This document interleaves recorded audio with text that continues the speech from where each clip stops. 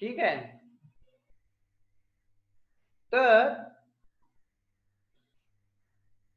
in this session we are discussing what are fog nozzle and what are foam nozzles. कशाला fog nozzle म्हणायचं आणि कशाला foam nozzle म्हणायचं हे आपण या पॉइंट मध्ये डिस्कस करणार आहे. आणि आता जसं सांगितलं तसे फॉग नोझलचे काय ऍप्लिकेशन आहेत किंवा काय ऍडव्हान्टेजेस आहेत आणि काय डिसएडव्हान्टेजेस आहेत हे सुद्धा पाहणार. ओके. आणि तसंच फोम नोझलचं पण असेल. तर स्टार्ट करूया आपण. आवर फर्स्ट पॉइंट, फॉग नोझल. सर्वांनी फॉग नोझल बघा. फॉग नोझल मधून सुद्धा फोमच बाहेर येतोय बाळांनो. फॉग नोझल मधून फोमच बाहेर येतोय. ठीक आहे. हा काय झालं? ओके. फॉग नोझल मधून फोमच येतोय, पण याचे जे फॉगच्या शेपनी जो फोम बाहेर येतो, ज्याचे ड्रॉपलेट्स खूप लहान असतात, ते वेल प्रिसाइसली डिस्ट्रीब्युट होतात. त्यामुळे काय होतं, फायर एक्सटिंग्विशिंगला फायदा होतो. ओके. जो काय करतो, आपली जी फ्लो जेट आहे, आपला जो फॉर्मचा जेट आहे, तो एखाद्या फॉग सारखा तयार करतो. त्या नोझलला आपण काय म्हणतो, फॉग नोझल म्हणतो. त्याच माहिती बघूया. The fog nozzle produce low expansion and short lasting foam. Fog nozzle काय करतो, प्रोड्यूस तयार करतो लो एक्सपान्शन. बरोबर. एक्सपान्शन काय आहे त्याचं, कमी आहे. म्हणजे कॉन्सन्ट्रेशन ऑफ फोम काय आहे बाळा, कमी आहे. अँड शॉर्ट लास्टिंग फोम, जो फोम लगेच पडून काय होतो, निघून जातो. Short lasting. जसं आपण डीओ घ्यायला गेल्यावर आपण म्हणतो लॉंग लास्टिंग द्या, म्हणजे मी स्प्रे मारला तर जास्त वेळ माझा स्मेल राहायला पाहिजे, त्याला लॉंग लास्टिंग म्हणतो ना आपण बाळा. In this method or in this type, the fog nozzle produce low expansion. या शब्दाला मीनिंग आहे बाळांनो. लो एक्सपान्शन म्हणजे the concentration of the foam is low. The concentration of the foam is low. And short lasting foam म्हणजे लगेच उडून जातो तो फोम, लगेच डिस्ट्रॉय होतो. पण तो आग विझवण्यासाठी खूप छान असतो, कारण की तो कूलिंग सिस्टीम चांगली करतो. बघा पुढं, break foam solution into tiny droplets.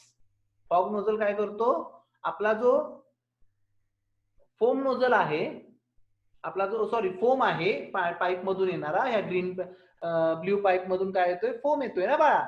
तो काय करतोय, तो टायनी ड्रॉपलेट मध्ये सेपरेट करतोय. छोटे छोटे ड्रॉपलेट्स पडतात. फॉग म्हणजे काय बाळांनो, दव. फॉग म्हणजे काय, दव. जसं आपण तुम्ही आता फिरायला वगैरे ह्याच्यावर जात असतील बघा, सदाशिवगडावरती, तर सकाळच्या परी जे दव पडतं त्याला आपण फॉग म्हणतो. बरोबर आहे का? त्या पद्धतीचे छोटेसे ड्रॉपलेट्स तयार करतो. छोटे छोटे ड्रॉपलेट्स तयार करतो.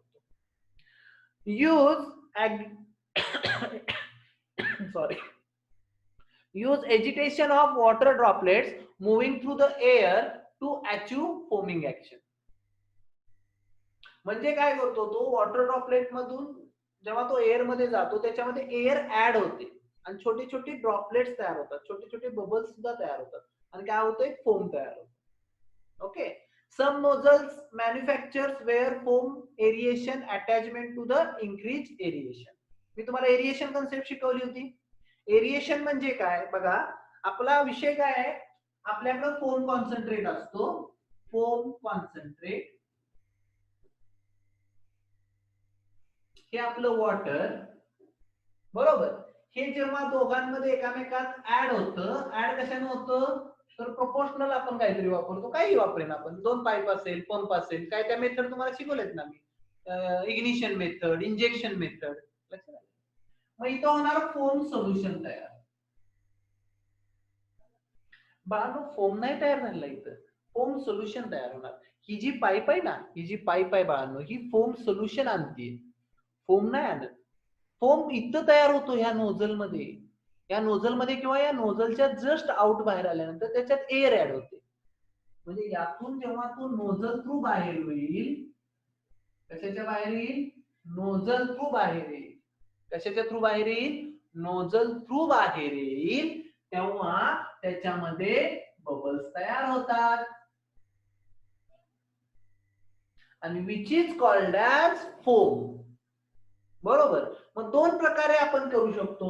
या नोझलच्या बाहेर आल्यानंतर त्याच्यामध्ये एअर ऍड होते, किंवा या नोझल मध्येच एक सिस्टीम असते की ज्यातून एअर इम्बार्ट केली जाते. तिथं काही ठिकाणी कॉम्प्रेस्ड एअर सुद्धा वापरली जाते. झालंय ना ते आपलं कॉम्प्रेस्ड एअर ना तयार होण्याची, फोम तयार होण्याची सिस्टीम, ती पण आपण एक मेथड पाहिलेली. तर इथं एअर ऍड होते, याला म्हणतात एरिएशन. हा जो शब्द आहे ना बाळा, हो का, हा लास्टला आहे एरिएशन. एरिएशन म्हणजे काय की फोम सोल्युशन मध्ये एअर ऍड होऊन बबल तयार होणे. बघा, एरिएशनची डेफिनेशन लिहून घेणार असतं तर लिहून ठेवा बाळांनो. एरिएशन, एरिएशन म्हणजे काय, to produce foam bubbles, to produce foam bubbles by adding. Adding म्हणजे काय बाळा, त्यात मी काय केलं, ऍड केलं काय, air to foam solution. Foam solution मध्ये एअर ऍड करून त्याचे बबल्स तयार करणे म्हणजे एरिएशन.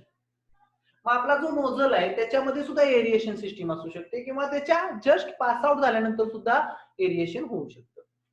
बरोबर. मग या फॉग नोझलचे ऍडव्हान्टेजेस काय आहेत, याचे ऍडव्हान्टेजेस काय लिहून घ्यायचे बाळांनो. हे तर सगळ्यांनी लिहून घेतलं का. Fog nozzle produce low expansion short lasting foam. हा काय करतो, लो एक्सपान्शनचा म्हणजे कॉन्सन्ट्रेशन ह्यात काय असतं, कमी असतं. फेस होण्याची जी पॉवर असते ती कमी असते. शॉर्ट लास्टिंग म्हणजे लगेच तो काय होतो, फोम उडून जातो किंवा तो लगेच निघून जातो. पण ह्याच्यात फायर एक्सटिंग्विश करायची ताकद जास्त असते. त्या ऍडव्हान्टेजेस मध्ये कळेल तुम्हाला. Break foam solution into tiny droplets. काय करतो तो, फोम सोल्युशनला छोट्या छोट्या ड्रॉपलेट मध्ये सेपरेट करतो. याच्या पुढे हात लावल्यावर तुम्हाला पाण्याचं प्रेशर लागणार नाही, एकदम असं फोम लागल्यासारखं लागणार. लक्षात आलं का. Use agitation of water droplets moving through air to achieve foam action, foaming action होण्यासाठी. Some nozzle manufacturers have foam aeration attachment, त्याला अटॅचमेंटच दिली असते एरिएशनची, टू इन्क्रीज द एरिएशन. असं पण होऊ शकतं.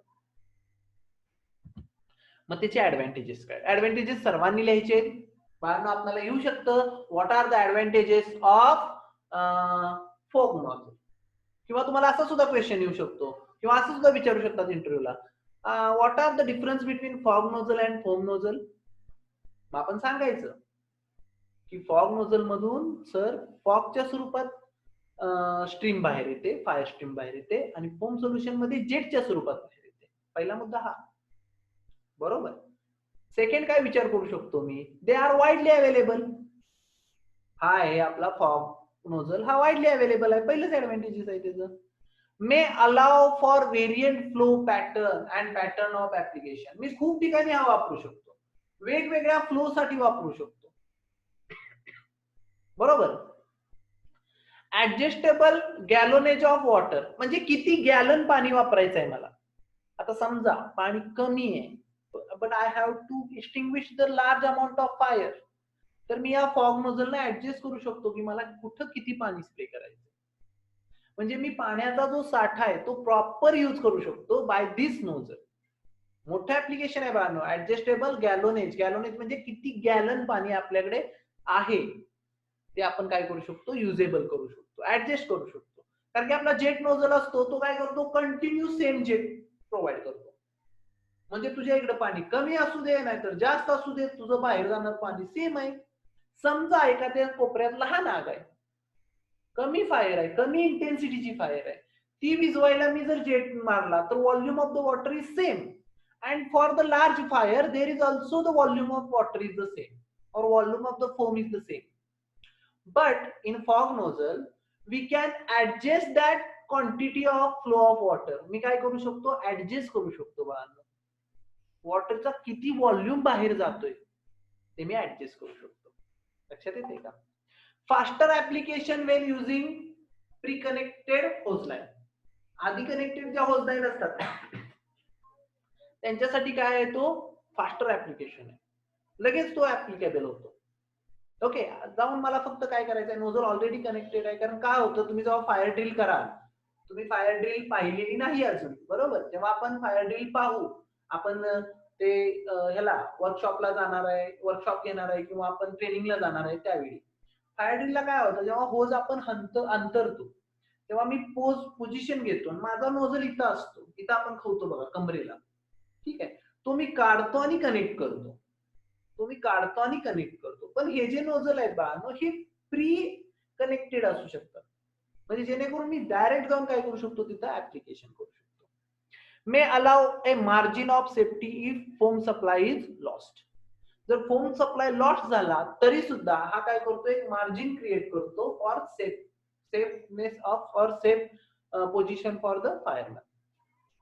फायरमॅनच्या सेफ्टीसाठी सुद्धा हा काय करतो, एक मार्जिन अलाउ करतो. लक्षात आलं का? थोडा वेळ सुद्धा मी ते यूज करू शकतो, पाईप मधलं जे आहे ते मी थोडा वेळ यूज करू शकतो मागून मला सोर्स मिळेपर्यंत. Okay, greater reach than foam nozzle, याची रीच जास्त आहे. मी पुन्हा सांगते बा, याची रीच जास्त आहे, जास्तीत जास्त जागेवर हा पसरला जाणार आहे, कारण की जो जेट फ्लो असतो आपला तो कॉन्सन्ट्रेट एकाच जागेवर पडतो, पण जेव्हा आपण फॉग नोझल यूज करतो तेव्हा तो काय होतो, सगळीकडे पसरतो. त्याचा पसरण्याची तुम्हाला फोटोत लक्षात येईल, आपण जो फोटो पाहतोय याच्यात बघा हा पसरलाय, म्हणजे हा जास्तीत जास्त एरिया कव्हर करतोय. ओके, पण असं आहे का ह्याचे सगळे ऍडव्हान्टेजेस आहेत, याचे डिसएडव्हान्टेजेस सुद्धा असणार आहेत काहीतरी. ऍडव्हान्टेजेस तुम्ही लिहून घ्याल का? कुणाला ऍडव्हान्टेजेस मध्ये काय क्युरी आहे का? असेल तर पटकन सांगा प्लीज, लवकर. संतोष, अनिकेत, इंद्रजीत, कुणाला काय क्युरी आहे का? ए पटकन रे. नाही. Okay, very good. मग आता याचे डिसएडव्हान्टेजेस पाहूया.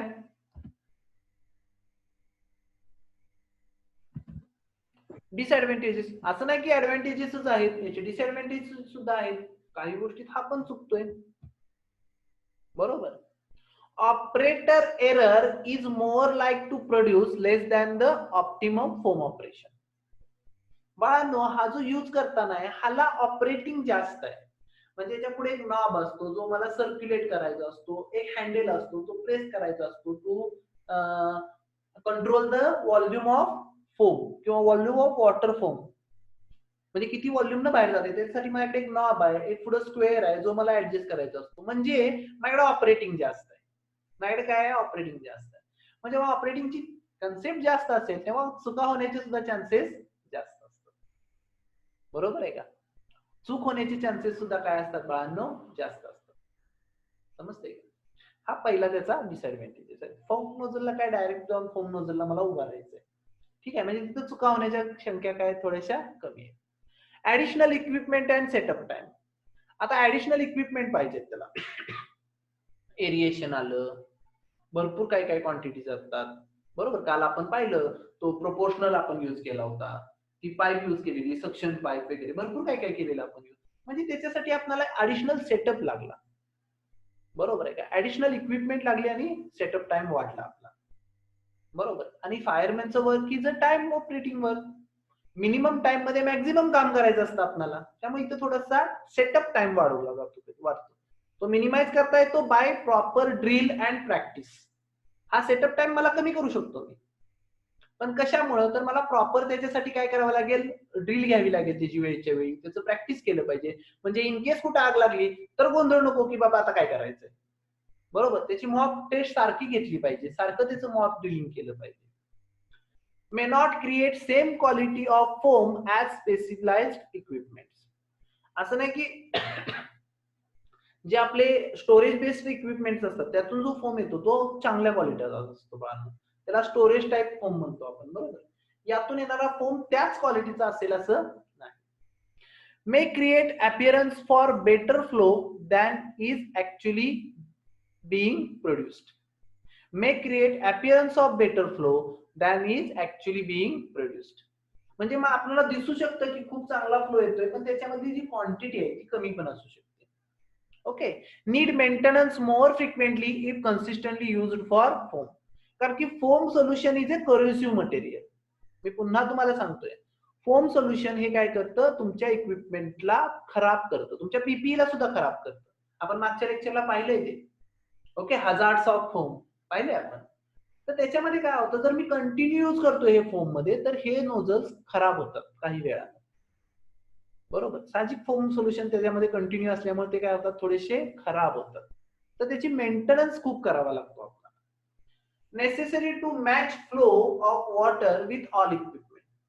प्रत्येक इक्विपमेंट बरोबर आपल्याला काय करावं लागतं, वॉटर फ्लोचा मॅच करावा लागतो. म्हणजे आणि थोडंसं टेक्निकल आलं. Generally do not provide optimal फोल एक्सपान्शन. ऑप्टिमल हा पुन्हा एकदा सांगतोय आपण, याच्यामध्ये माहितीतच काय सांगितलंय की it is low expansion foam nozzle. हा याच्यामध्ये एक्सपान्शन काय आहे, कमी आहे. म्हणजे हाय एक्सपान्शन किंवा मीडियम एक्सपान्शनचा फोम आपण यानं स्प्रे करू शकत नाही. घट्टवाला फोम आपण याच्यातून स्प्रे करू शकत नाही. लक्षात आलं. Generally not provide optimal foam expansion, do not make the best use of foam supply. त्यामुळे आपल्याला एकदम असा जाड फोम मारू शकत नाही या नोझल. आणि जेव्हा आपल्याला जाड फोम मारायची गरज असते तेव्हा आपण मग दुसरा फोम नोझल वापरतो, ज्याला म्हणतात फोम नोझल. जो दुसरा नोझल वापरतो आपण त्याला म्हणतात फोम नोझल. हा आहे फोम नोझल. फोम नोझलचे काहीतरी ऍडव्हान्टेजेस आहेत. आता साहजिकच हा काय एक डायरेक्ट मेथड, ऍप्लिकेशन मेथड वाला फोम नोझल आहे. त्यामुळे हा याचे ऍडव्हान्टेजेस पण कमी लिहायचे आणि त्याचे डिसएडव्हान्टेजेस पण कमी लिहायचे. लक्षात. हा डायरेक्ट ऑपरेटिंगचा आहे, हा डायरेक्ट ऑपरेट करतो. जो फोम तयार होणार तो डायरेक्ट अप्लाय करतो, त्याला तुम्ही ऍडजस्ट करत बसणार नाही, बसू शकणार नाही ऍडजस्ट करत. जो आहे तो जेट स्प्रेनं काय होणार, अप्लाय होणार. मग याचे ऍडव्हान्टेजेस काय आहे, typically produce higher quality of foam than fog nozzle. साहजिकच कॉन्सन्ट्रेशन इथं आपण काय वापरू शकतो, जास्त वापरू शकतो. कारण की यात मला ड्रॉपलेट तयार करायचे आहेत का, याच्यामध्ये मला त्याला पसरवायचं आहे का, नाही, मी डायरेक्ट अप्लाय करणार आहे. मग किती पण कॉन्सन्ट्रेशनचा असू दे की आपण तो इझिली स्प्रे करू शकतो. Use blanketing application. बघा, ब्लँकेटिंग ऍप्लिकेशन करण्यासाठी मला हेवी फोमची गरज असते, हाय क्वालिटी किंवा हाय एक्सपान्शनच्या फोमची गरज असते. If there is a fire, समजा इथं आग लागली आहे बाळांनो, बरोबर, आग लागली आहे. ब्लँकेटिंग म्हणजे काय, याच्यावरती फोमचं काय होतं, पूर्ण चादर पसरल्यासारखी होते. आणि याच्यासाठी हा तुमचा फोम आहे तो घट्ट असला पाहिजे, कॉन्सन्ट्रेट असला पाहिजे. समजते का सर्वांना? तो काय असला पाहिजे, घट्ट असला पाहिजे, कॉन्सन्ट्रेट असला पाहिजे.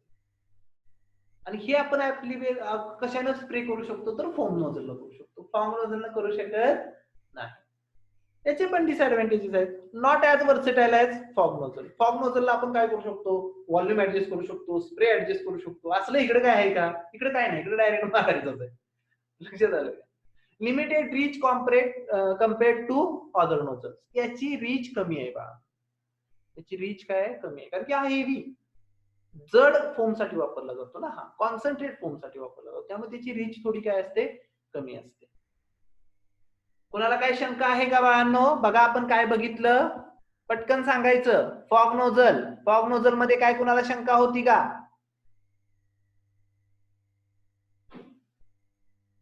प्लीज पटकन बोला.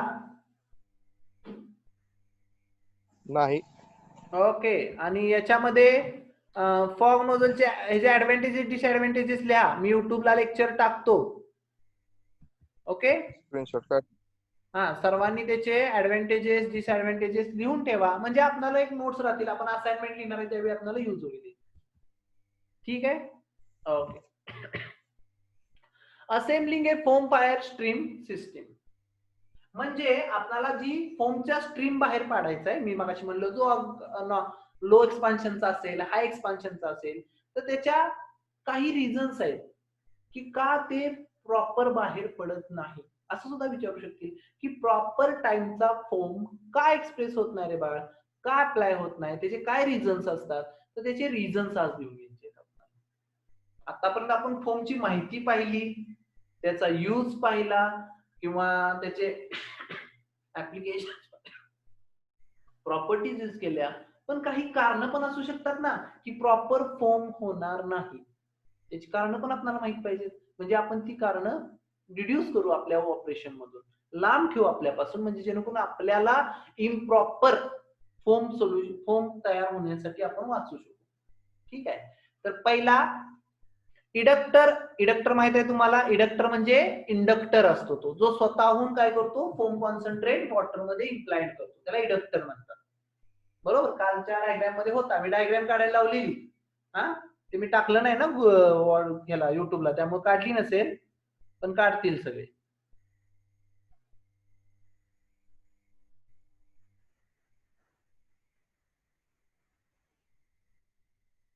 Okay, eductor and nozzle flow rating do not match. Eductor and nozzle फ्लोचा आणि इडक्टरचा जे रेटिंग आहेत किंवा त्यांचं जे कॉम्बिनेशन आहे, कारण की ते ऑटोमॅटिक आहे ना. बघा, जरा डायग्राम काढतोच, नाही तर तुमच्या लक्षात येणार.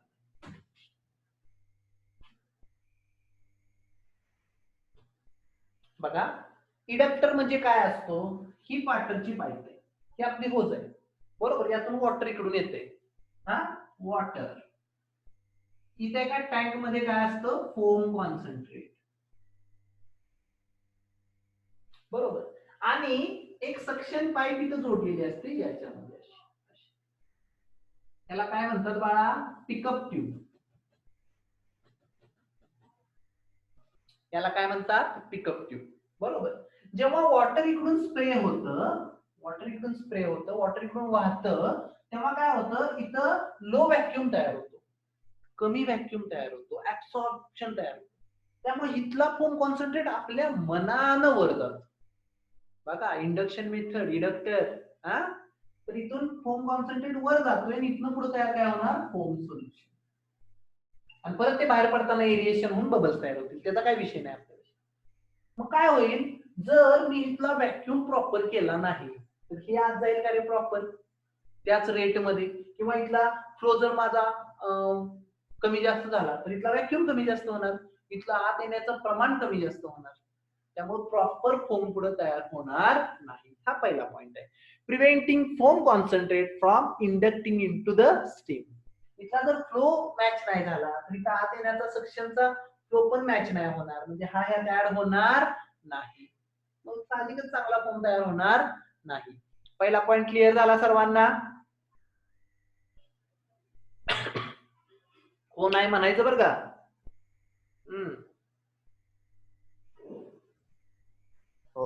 ओके, एअर लीक्स ऍट, नाही म्हणलं तरी चालेल, मी परत सांगेन, दरवी होच म्हणावा असा काही नियम नाही. Air leak at the proportionating device, मी जे एरिएशन ऍड करतोय त्यात, ती जर लीक असेल, प्रॉपर एरिएशनच झालं नाही, तर नुसतं फोम सोल्युशनच बाहेर पडेल, बबल्स तयारच होणार नाही. दुसरा प्रॉब्लेम असू शकतो का नाही असा, air leaks at the proportioning device, proportioning device मध्ये एअरच लीक असेल, तर प्रॉपर प्रोपोर्शन होणार नाही. पुढं, इम्प्रॉपर क्लिनिंग ऑफ प्रोपोर्शनिंग इक्विपमेंट, जर मी त्याला प्रॉपर क्लीन केलं नाही, याच्यामध्ये आता ही पिकअप ट्यूब आहे, याच्यातच घाण अडकल्या, कशाला जाते वर कॉन्सन्ट्रेट, नाही जाणार, हा कॉन्सन्ट्रेटच वर नाही जाणार. ठीक आहे, nozzle is not fully open, जर फुल्ली ओपन नसेल तर फोम सोल्युशन बाहेर प्रॉपर येणार नाही, प्रॉपर एरिएशन होणार नाही. ओके, होज ले on the discharge site of is too long. बघा बाळा, जेव्हा डिस्चार्ज साइट असते, मी एक सक्शन साइट असते आणि एक डिस्चार्ज साइट असते, हे लक्षात ठेवलं पाहिजे. एक सक्शन एरिया आहे आणि एक डिस्चार्ज एरिया आहे. सक्शन एरिया आपण कमी वापरला, ठीक आहे, पण डिस्चार्ज एरिया खूपच लांब आहे. मी वायर 4-5 होज जोडून लांब पर्यंत गेलोय. काय होतं, आपली जी होज असते, आपण होज चॅप्टर पाहिलाय ना, जेवढी मी लेंथ वाढवू तेवढं प्रेशर काय होत जातं बाळांनो, कमी होत जातं. त्यामुळे प्रॉपर तुम्हाला तिथं व्हॅक्यूम पण मिळणार नाही आणि फोम सोल्युशन पण मिळणार. ओके, होज ले on the discharge side is too long, अतिशय लांब नेले मी, नाही बाळांनो प्रॉपर फोम होणार नाही. होज इज किंकड झाले, ते चुकून, ऍक्च्युली ते लीक्ड पाहिजे, माझी स्पेलिंग मिस्टेक झाले, सॉरी. होज इज लीक्ड, जर होज लीक असेल तर सुद्धा बाळांनो प्रॉपर होणार नाही, लीक्ड करा तिथं, होज इज लीक्ड. ते किंकड काहीतरी झाले, ऍक्च्युली त्याचा अर्थ मला पण नाही माहिती शब्दाचा, लीक्ड. नोझल इज टू फार अबाव द इडक्टर, इडक्टर हा जो आहे त्याच्या खूपच लांब जर माझा नोझल असेल तरी सुद्धा आपला प्रॉपर फोम तयार होणार नाही, इडक्टरच्या बरोबर समोरच पाहिजे, लगेच जोडून पाहिजे, म्हणजे एरिएशन होऊन प्रॉपर होऊन जाईल. Mixing different type of concentrate in the same tank, एकाच टँक मध्ये भरपूर सारे कॉन्सन्ट्रेट टाकल्यात, ह्या टाकलाय, तो टाकलाय, लो टाकलाय, मीडियम टाकलाय, सगळा प्रॉब्लेम होऊन जाईल. तसलं काय करायचं नाही, एकाच टाईपचा फोम एकाच वेळी तयार होणार. इम्प्रॉपर पंप प्रेशर जर प्रॉपर नसेल तर तुमचा फोम तयार होणार नाही. बाळांनो हे समजले common reasons for failure generate foam or generating poor quality foam. Poor क्वालिटीचा फोम तयार होण्याची कारणे जर कुणी विचारले तर आपण यातले कुठलेही सांगू शकतो 4-5. बाळांनो सांगू शकाल का? हो म्हणा मला पुढे जायचंय, नाही म्हणा मला परत सांगायचंय.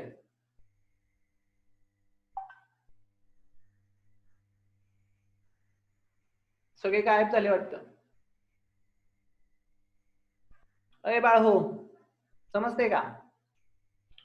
ओके हो सर. नेक्स्ट पॉइंट आहे foam application technique. Foam application technique मध्ये 3 मेथड आहेत. त्यातली पहिली असती रोल ऑन मेथड. बघा इथं डायग्राम दिसतीये. काय केलंय तुमचे जे लिक्विड किंवा जे ऑइल स्पॉइल झालंय त्याच्यावर काय केलंय फोम डायरेक्ट अप्लाय केलाय जेणेकरून फोम त्याच्यावर ब्लँकेटिंग करेल. बघा direct foam stream on the ground near the front edge of the spill. म्हणजे जिथं ते ऑइल सांडलंय त्याच्या पुढे एंडला मी काय करतोय डायरेक्ट फोम सिस्टीम अप्लाय करतोय ग्राउंडवर. ग्राउंडवर अप्लाय केल्यामुळे एक लाट तयार होती ना बाळांनो, लाटेसारखा प्रकार होतो रोल ऑन. हे बघा हे रोल ऑन होते ना आणि हे हळूहळू असं पसरत जाणार आणि ब्लँकेटिंग होणार. बरोबर. Foams roll across the fuel surface. Foam काय होतोय रोल करतोय across the fuel surface. Continue to apply foam until the spread across entire surface and fire is extinguished. मी तिथं कधीपर्यंत मारणार ते ग्राउंडवर जोपर्यंत पूर्ण एरिया फोम काय करतोय अक्वायर करत नाही तोपर्यंत. आपण याला रोल ऑन मेथड म्हणतात बाळांनो. पहिली मेथड कुठली रोल ऑन. तुम्ही हे टायटल लिहायचंय आणि काय करायचंय बाळांनो हे टायटल लिहून तुम्ही हे पॉइंट लिहायचे. ही डायग्राम किंवा हा फोटो जरी ठेवला जवळ समजून घेण्यासाठी तरी चालेल म्हणजे तुमच्या लक्षात येईल की this is the roll on method. Continue to बघा direct foam stream on the ground near the front edge of the spill. Foam rolls across the fuel surface. Continue to apply foam until it spread across the entire surface. पूर्ण surface वर. Okay. May need to move stream different positions to cover entire pool. आपल्याला ते घेऊन असं फिरावं पण लागणार आहे. एकाच ठिकाणी उभा राहून सर इकडे पसरणार नाही. असं फिरावं पण लागणार आहे. मला असं फिरून सर इकडे काय करावं लागणार आहे ते स्प्रे करावं लागणार आहे. Use only one pool if liquid fuel on the open ground. Use only on the pool if liquid fuel is on open ground. Open ground वर असेल तर मला ही मेथड यूज करता येते. लक्षात आलं का बाळांनो? समजली पहिली मेथड. दुसरी मेथड आहे blank down method. Blank down मेथडला काय केलं जातं? ब्लँक डाऊन मेथड म्हणजे मी डायरेक्ट अप्लाय करत नाही. डायरेक्ट जेव्हा अप्लाय करत नाही मी कुठल्या तरी गोष्टीवर त्याला अप्लाय करतो आणि तिथून थटून मागे येतं. बघा may be employed Wien elevated object is near or within the area of the liquid. एक ऑब्जेक्ट उभं त्याच्यामध्ये आहे त्या सरफेस. ओपन ग्राउंड वर हे वापरू शकतो का? नाही. कशावर मारणार तुम्ही? मारायचं काय मध्ये तर रोल डाऊन वापरली. पण एखादा मोठा ओपन स्पेस आहे एखादी भिंत आहे त्याच्या अक्रॉस लिक्विड सांडले तर मी ही मेथड वापरू शकतो. बरोबर. Foam is directed on the object. मी काय केलं ऑब्जेक्ट वर फोम मारला आणि तो रोल्स डाऊन होऊन काय झाला सरफेस ऑफ द फ्युएल वर आला. लक्षात आलंय. May be necessary to direct the stream around the various point to achieve total coverage of extinguishment. म्हणजे मला एकाच जागेवर न मारता वेगवेगळ्या जागेवर मारून पूर्ण एरिया भरून घ्यायचा. याला बॅकडाऊन मेथड म्हणतात. कुठली मेथड म्हणतात? बॅकडाऊन मेथड. बॅकडाऊन म्हणजे थटून माग आहे ना. रोल डाऊन म्हणजे ग्राउंड वर मारल्यावर लाटेसारखं त्याच्यावरती ते चढत जातो. Okay. Cover the extinguishment. Use primary on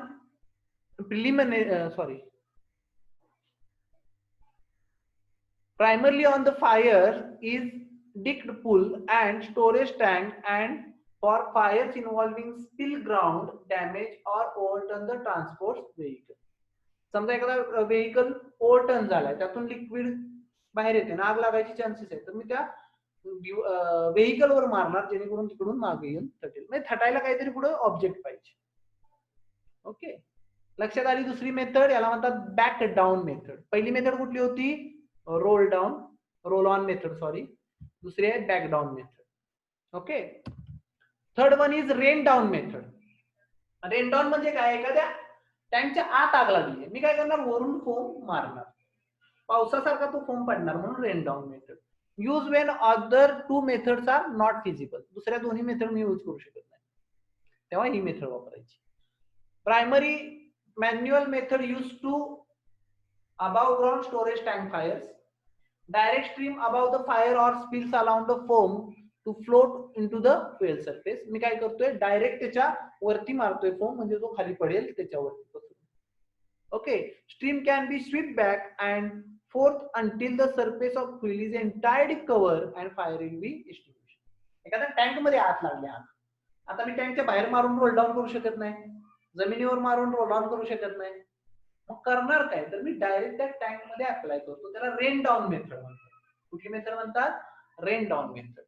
May be more effective to direct the stream at one location, allow the foam to collect and then float out from that point.